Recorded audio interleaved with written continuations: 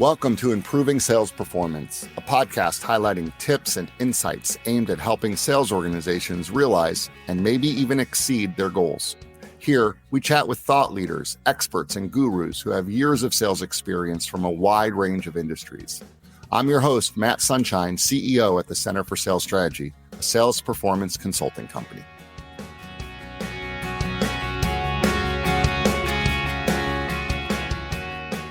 In this episode, we're taking a closer look at how executive coaching helps leaders evolve so their teams can truly thrive. Joining me is Donna Hall, Senior Vice President, General Manager at Robertson Lowstuter, whose piece in the 2025 Talent magazine explores how executive coaching creates a ripple effect across teams and culture. Whether you're new to leadership or deep into your career, this conversation will help you rethink what great executive development looks like. Donna shares such rich insights like how, if you want to be the best leader you can be, it takes the recognition that everyone has area for growth. Why the cornerstone of great leadership begins with authenticity. And finally, how Michael Jordan didn't have a coach because he was weak. He had a coach because he was committed to staying at the top of his game.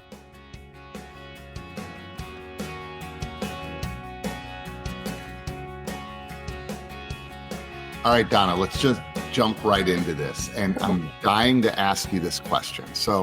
And here's the reason why. I recently saw an interview with Walter Isaacson, who is the biographer, Steve Jobs, Elon Musk, Einstein, all of them, right? And he was speaking to a group of people, and someone stood up and asked this question, and they said, of all the biographies that you've done, is there a reoccurring theme, or is there one characteristic or one trait that comes through time and time again with all these people? And his answer was great. I mean, he shared what he thought was the one theme, which I thought was interesting. So now when I was preparing for this conversation, I thought, all right, so you've worked very closely with lots of leaders in lots of different industries through executive coaching. I'm wondering, what are some of the patterns or behaviors that you see in those who really seem to get the most out of it, who really seem to grow the most? Yeah. So I think there are a handful, but there's a couple in particular that I think are critical from the very beginning. There has to be a willingness to embrace the coaching. We find that a lot of people aren't. And so it has to begin with that, the willingness to embrace not just the coaching, but to use it for growth. And that requires the ability and the hunger to hear honest feedback and then not stop there. You have to hear it and then put it into actual practice. If you really want to be the best leader that you can be, it does take a recognition that we all have areas for growth, all of us, and we have to invest in what that means. And so, Matt, some of these are like small tweaks that we all need to make. Others are large enough issues, large enough opportunities, rather, that are truly impeding their success, which means impeding the success of the business. Yeah, it's interesting to me when someone would be not open to executive coaching, like they think they know everything so much, have it all put together that they don't need, just baffles me. All right, but when it comes to executive coaching, sometimes for some people, and maybe this is a little bit of what we're talking about right now, maybe it feels a little mysterious, or maybe it feels like one of those things that is a nice to have benefit. How do you explain its real world impact on an individual or an organization that maybe is hesitant right now to dive in? They're thinking about it, but they're like, I don't know. What would you say? Right. So I think first, there's got to be a recognition that coaching isn't about fixing broken leaders, There are a lot of people that think it's about that. It's about what's broken and fixing it. It really is about unlocking potential that's there, but underutilized or even unseen. Um, I think there are a lot of people who are a lot of senior leaders who are surrounded by direct reports and others in the organization who completely defer to them, or they're too busy or afraid to challenge them. So, coaching actually gives you a very rare space that's unbiased, it's objective, it's deeply focused, and all positioned towards growth.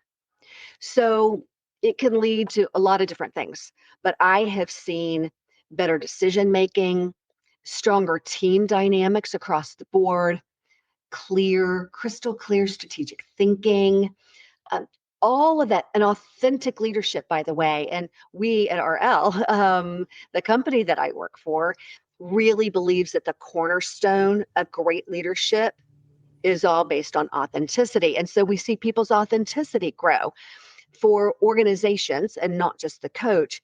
That leads and translates to higher engagement, better retention of top talent, stronger leadership pipeline. It isn't a soft benefit. It's a strategic tool, and the ROI is real. It may not always come out in just numbers, but it comes out in influence and clarity and the ability to really lead through complexity. Yeah, the two things that you said, one being that really resonated, and I think that your response to that question is something that will be maybe the most replayed part of this podcast. I think people are going to go back and listen to that again and again, because I think you summarized it so well, so succinctly. Two of the things that really jumped out at me was it helps you to become a better, more authentic leader, and it unlocks potential, right? And I think that's the part. I think there are a lot of people that when they hear coaching, they think, well, that means you think I'm doing it wrong or bad or poorly. And I think if you flip it around and go, I mean, I don't know, Michael Jordan had a coach. He was pretty good. I mean, no one thought he didn't do it well. I mean, he had a coach. Right. We need coaches. All right. So when someone goes through coaching, what are a few of the small behavior shifts? And you started to mention this before, but what are some of those small behavior shifts you see that tend to make the biggest impact on leadership style? Yeah. So a lot of leaders, when they become leaders, they're not used to delegating. They've been the doer, they've been the worker, and you get to where you're leading people, and then more people at higher levels, and then more people at higher levels, and then you're at the top, and you still may have a hard time delegating, either entirely or you pretend to delegate, where you give it and you micromanage it to death. So seeing a leader make that shift with their direct reports is a real win. And that's tied to the leader who they've gotten there. And maybe there's a little bit of imposter syndrome, and they think they have to have all the answers all the time. And seeing them go from realizing they don't, and they don't have to swoop in like the superhero and saves the day, think Mighty Mouse, they're in, Sure, in to save the day. And depending on their team instead is fun to watch. It's great growth. Both of those things are tied to trust both in your team and trust in yourself. Yeah, that's excellent.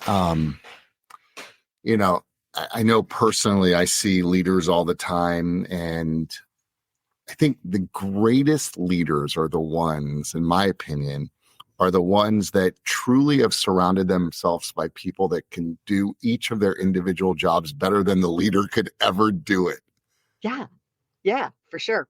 And that's the greatest feeling too. Like, I mean, that's what you want. If you think you can do everything better than the people that you're leading, Why do you need them? That's right. Your organization is getting smaller and smaller by the second. Absolutely.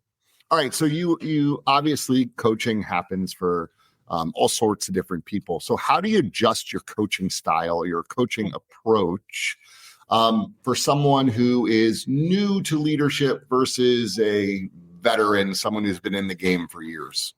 Yeah. So I would draw a correlation that it is very similar to the approach that a leader, a supervisor, a boss would change their approach inside their own business. That um, you don't lead them the same way. You don't coach them the same way. You really have to meet someone where they are and understand how their tenure differences are sure impactful, but that's not where the differences that you should consider leave off. You should also think about differences in talent, differences in skill, differences in their personality, and how they best respond to feedback. If I, as a coach or as a leader of people, have a cookie cutter approach to leadership or executive coaching, you're doing it wrong. I mean, just doing it wrong. And so I would say they're exactly the same. So this next question, I want to come back to something that we were talking about a moment ago. You used unlock potential. I really like that. So with that in mind, there is a perception among some people that coaching is for those people that are struggling. Like, if you're struggling, we're going to get you a coach because we don't want you to struggle anymore. And I get that. I totally get that.